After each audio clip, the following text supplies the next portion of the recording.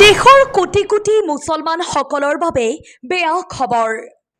জুম্মাৰ নামাজ নপঢ়িলে হ'ব 2 বছৰ পৰ্যন্ত জেল, লগতে দিব লাগিব ৬২,০০০ টকা জৰিমনা। ইছলাম ধৰ্মাৱলম্বী লোকসকলৰ বাবে আহি পৰিছে কঠোৰ আইন। ইছলাম ধৰ্মাৱলম্বী লোকসকলৰ বাবে চৰকাৰে বান্ধি দিছে কেইবাটাও কঠোৰ আইন।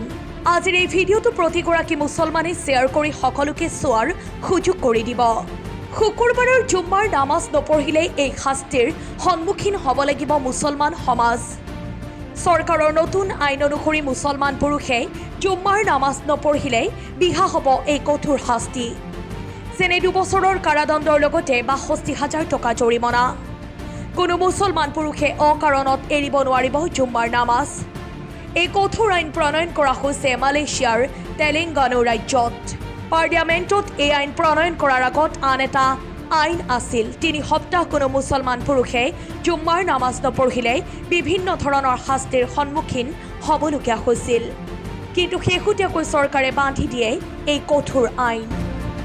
নিউজ ডেস্ক ৰিপৰ্ট, ট্ৰুথ বাৰ্তা।